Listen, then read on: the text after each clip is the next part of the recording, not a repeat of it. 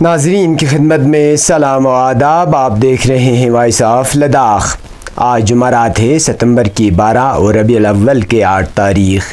آج کی تازہ ترین خبروں کے ساتھ میں سید ہاشم رضوی حاضر خدمت۔ ناظرین سے گزارش ہے کہ بر وقت ویڈیو پانے کے لیے ہمارے چینل کو سبسکرائب کریں اور خبریں آخر تک ضرور دیکھیں۔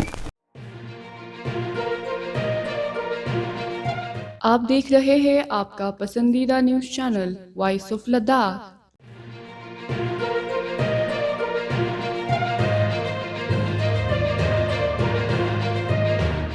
لداخ میں قابل تجدید توانائی کے منصوبے کو فروغ دینے کی غرض سے لیفٹیننٹ گورنر کے مشیر ڈاکٹر پون کوتوال نے اسکل ڈیولپمنٹ سروے پورٹل کا آغاز کیا، جس کا مقصد لداخ کے نوجوانوں کو ہنرمند بنانا اور ان کی صلاحیتوں میں اضافہ کرنا ہے۔ اس موقع پر NIC نے پورٹل کے کام کے بارے میں ایک جامع پریزنٹیشن دی گئی۔ پورٹل خطے میں نوجوانوں کی مہارت کی موجودہ سطحوں اور دلچسپیوں پر ڈیٹا اکٹھا کرنے کے لیے ڈیزائن کیا گیا ہے۔ یہ بتانا ضروری ہے کہ قابل تجدید توانائی کے شعبے کی ضروریات کے مطابق تیار کردہ تربیتی پروگراموں کی تشکیل میں اہم ثابت قدم ہوں گی، جو لداخ کی اقتصادی ترقی میں ایک بڑا حصہ دار ثابت ہوگا۔ اس سروے سے توقع کی جاتی ہے کہ ہنر میں کمی کی نشاندہی کرنے میں مدد فراہم کرے گا اور نوجوانوں کو اس میدان میں اپنے روزگار کو بڑھانے کے لیے ضروری رہنمائی فراہم کرے گا۔ اس تقریب نے لداخ کے قابل تجدید توانائی، خاص طور پر شمسی اور ہوا کی توانائی کا ایک اہم مرکز بننے کی صلاحیت کو اجاگر کیا اور اس تبدیلی میں فعال طور پر حصہ لینے کے لیے مقامی نوجوانوں کو متعلقہ مہارتوں سے آراستہ کرنے کی ضرورت کو اجاگر کیا۔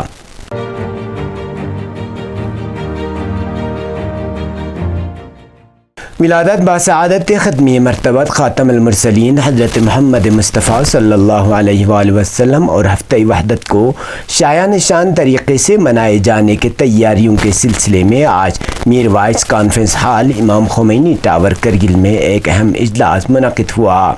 اجلاس میں نگراں کونسل کے چیئرمین حجت الاسلام والمسلمین شیخ محمد محقق، چیئرمین امام خمینی میموریل ٹرسٹ حجت الاسلام شیخ صادق رجائی، نگراں کونسل کے ممبر حاجی اصغر علی کربلائی، وائس چیئرمین شیخ حسنین رضوانی اور جنرل سیکرٹری غلام محمد خان کے علاوہ امام خمینی میموریل ٹرسٹ کے دیگر عہدیداران اور مختلف شعبوں کے سربراہان نے شرکت کی۔ اجلاس کے دوران یہ طے پایا کہ حسب دستور 12 ربیع الاول سے 16 ربیع الاول تک IKMT کے مختلف برانچ باری باری محفل کا اہتمام کرے گا، جو جامع مسجد کرگل میں صبح 11:30 بجے سے شروع ہوگا اور جمعے کے روز مسلح امام خمینی منجگن میں جشن محفل کا انعقاد کیا جائے گا، جبکہ ہفتہ وحدت کے آخری روز یعنی 17 ربیع الاول کو جامع مسجد کرگل میں بڑے پیمانے پر محفل جشن عید منعقد کرنے کا فیصلہ ہوا۔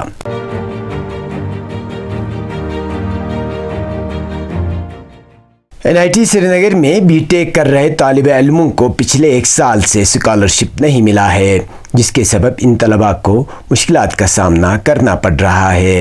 اس سلسلے میں آج مذکورہ کالج کے طالب علموں نے وائس آف لداخ کو فون کر کے بتایا کہ جب سے انہوں نے کالج میں داخلہ لیا ہے تب سے لے کر اب تک انہیں NSP کے تحت اسکالرشپ نہیں ملا ہے، جبکہ طلباء نے متعلقہ حکام کو کئی بار اس سے متعلق شکایت بھی کی تھی، لیکن محض یقین دہانی کرنے کے ابھی تک اسکالرشپ نہیں ملا ہے، جس کے سبب ان طلباء کو مشکلات کا سامنا کرنا پڑ رہا ہے۔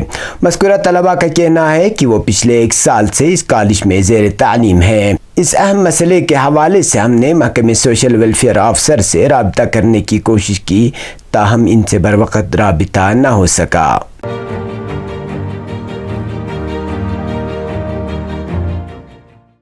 اسٹرنگمو نامی غیر سرکاری تنظیم نے کنیز کی قیادت میں امتیاز کاچو جوائنٹ ڈائریکٹر انفارمیشن و ایڈمنسٹریٹو میونسپل کمیٹی کرگل سے ملاقات کی، تاکہ گاندھی جینتی کے موقع پر ملک گیر سوچتا کے ایک حصے کے طور پر آنے والی ویسٹ ٹو آرٹ ورکشاپ پر تبادلہ خیال کیا جا سکے۔ اس ورکشاپ کا مقصد کچرے کو تخلیقی فن میں تبدیل کر کے عوام میں ماحولیاتی شعور کو فروغ دے کر ویسٹ مینجمنٹ کے بارے میں بیداری پیدا کرنا ہے۔ ورکشاپ میں اسٹریمو جیسے گروپوں کی شرکت کے دائرۂ کار پر گفتگو کرتے ہوئے امتیاز کاچو نے 14 ستمبر سے روزانہ کی بنیاد پر ہونے والی دیگر واقعات پر روشنی ڈالی۔ انہوں نے اسٹریمو گروپ کی جانب سے مختلف اہم مسائل کے بارے میں بیداری اور شعور اجاگر کرنے کے لیے گروپ کی کوششوں کو سراہا۔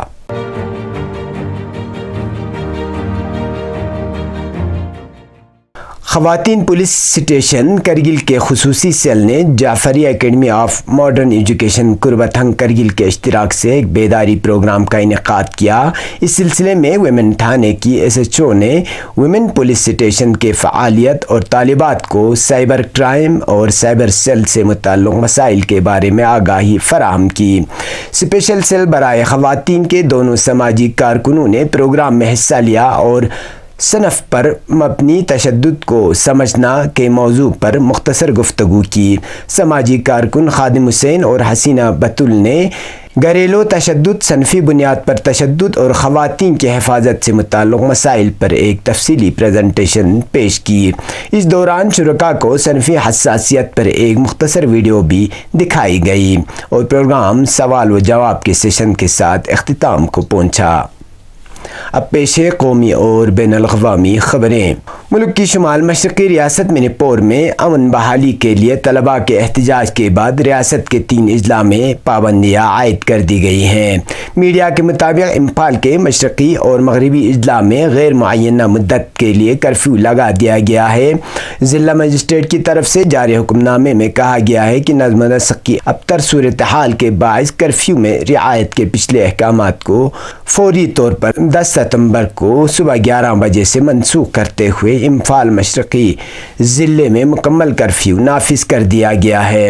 امپھال مغرب کے ضلع مجسٹریٹ کی طرف سے جاری ایک دیگر حکم میں کہا گیا ہے کہ 10 ستمبر کے لیے کرفیو میں رعایت کی مدت منگل کی صبح 11 بجے سے ختم کر دی گئی ہے۔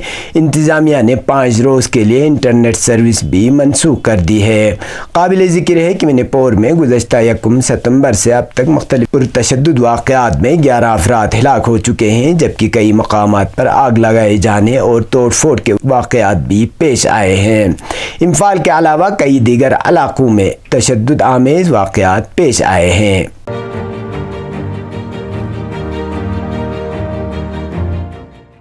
رپورٹ کے مطابق 11 فلسطینی خان یونس کے الخزاعہ علاقے میں ایک گھر پر صہیونی فوج کے ہوائی حملے میں شہید ہوئے ہیں۔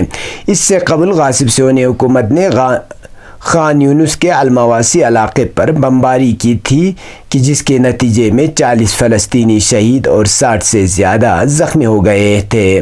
فلسطین کی وزارت صحت نے اعلان کیا ہے کہ گزشتہ 24 گھنٹوں کے دوران جاری صہیونی فوج نے 4 مختلف مقامات پر جارحانہ حملے کیے، جس میں 64 افراد شہید اور 104 زخمی ہو گئے۔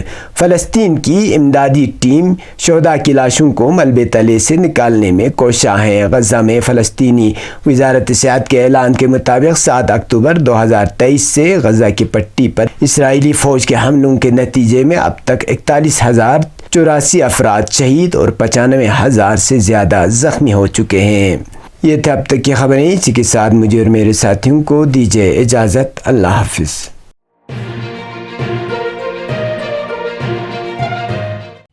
مقامی، قومی اور بین الاقوامی خبروں سے باخبر رہنے کے لیے چینل کو لائک، شیئر اور سبسکرائب کریں، ساتھ ہی بیل آئیکن دبانا نہ بھولیں۔